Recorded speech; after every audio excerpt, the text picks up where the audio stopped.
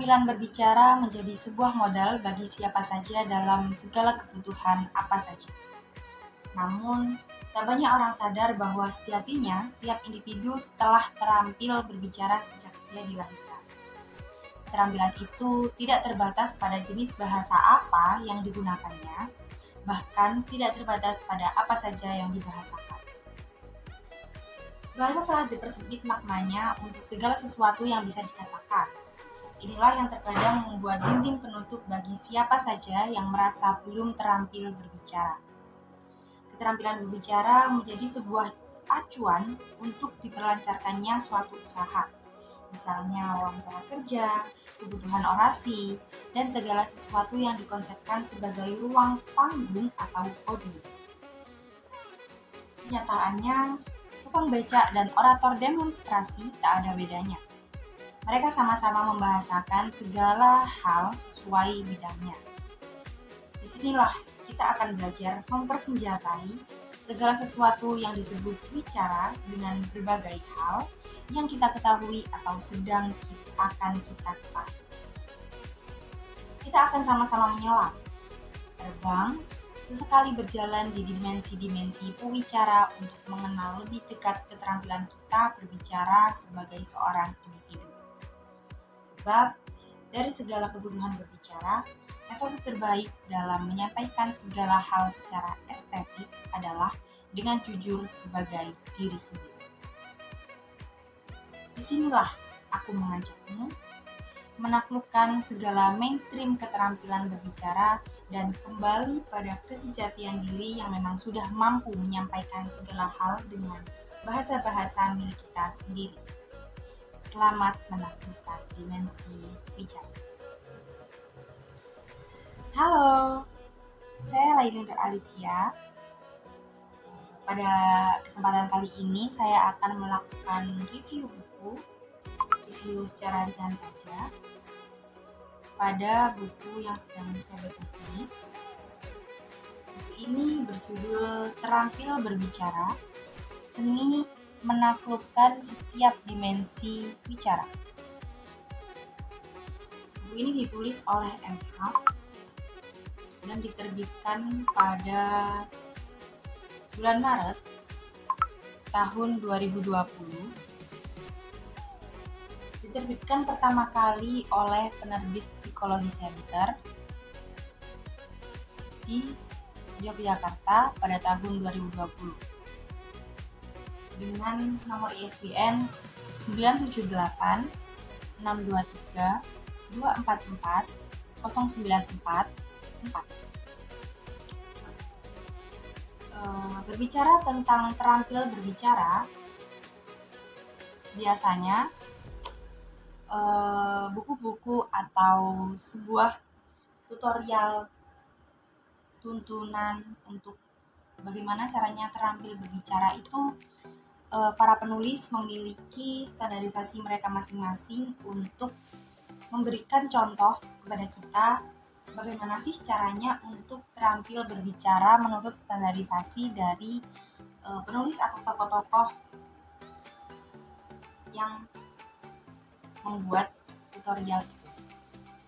Namun berbeda dengan buku yang ditulis oleh M. Huff ini, terampil berbicara yang dimaksud adalah bagaimana kita dapat berkomunikasi, mengkomunikasikan pesan yang akan kita sampaikan kepada orang lain sebagai individu, sebagai diri kita sendiri untuk orang lain, itu dengan jujur sebagai diri kita sendiri.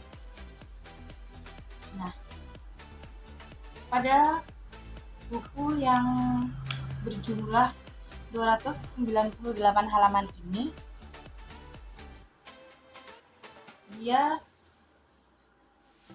mendorong kita untuk dapat percaya diri, menjadi diri kita sendiri, agar dapat terampil berbicara menurut versi kita sendiri. Seperti yang sudah disampaikan pada sinopsis dari buku ini, ada pada kalimat, kenyataannya tukang becak dan orator demonstrasi tak ada bedanya. Mereka sama-sama membahasakan segala hal sesuai bidangnya. Lalu juga pada kalimat sebab, dari segala kebutuhan berbicara, metode terbaik dalam menyampaikan segala hal secara estetik adalah dengan jujur sebagai diri sendiri. Jadi kita ini dapat terampil berbicara, kita dapat mengkomunikasikan pesan yang akan kita sampaikan dengan baik, itu sesuai dengan porsi dan versi kita masing-masing. Sebagai apa kita akan menyampaikan apa, pesan yang akan disampaikan dari kita untuk orang lain, itu tergantung dari kita sendiri. Buku ini juga menyampaikan bahwa kita tidak harus berkiblat pada tokoh-tokoh yang sudah menentukan titik-titik di mana kita harus seperti ini agar kita dapat dikatakan sebagai orang yang terampil berbicara. Kita harus mencapai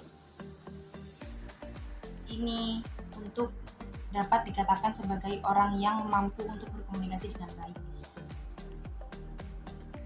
Di buku ini mengatakan bahwa kita bisa belajar, kita bisa memetik manfaat-manfaat yang diberikan oleh tokoh-tokoh tersebut, tapi kita tidak harus mengimplementasikan hal tersebut pada kehidupan kita. Jadi kita bisa memiliki standarisasi diri kita sendiri untuk mendefinisikan bagaimana sih terampil berbicara.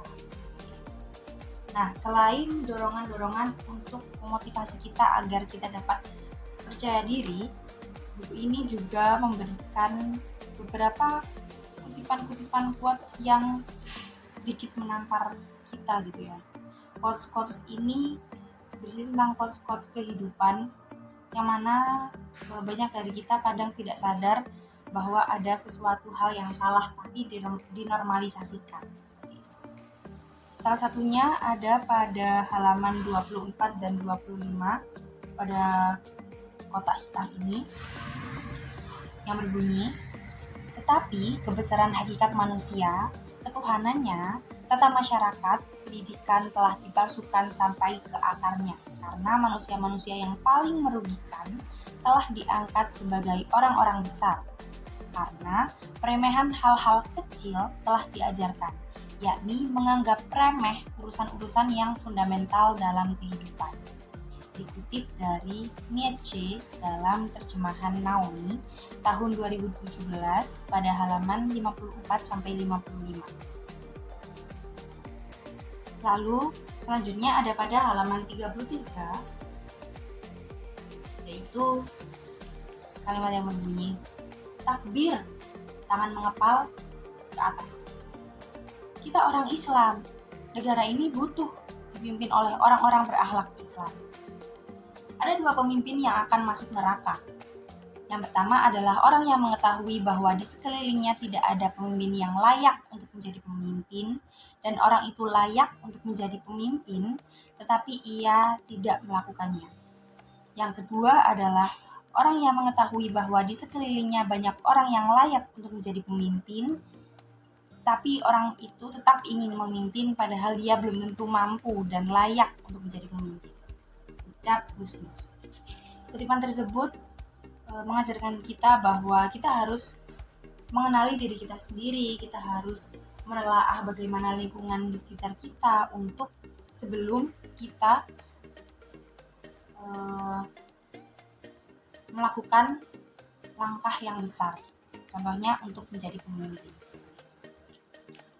Yang terakhir, ada pada halaman 35, masih banyak quotes-quotes yang lain, tapi yang akan saya bacakan adalah halaman 35 ini yang berbunyi, if you can't explain it simply, you don't understand it well enough. Siapakah yang mengucapkan kalimat itu? Aku yakin banyak dari kalian yang tahu. Setidaknya, aku ingin membuatmu sedikit berpikir dengan memanjangkan kalimat. Aku sedang membuatmu berada dalam belitan ucapanku untuk tidak segera memberitahumu siapa yang mengatakan.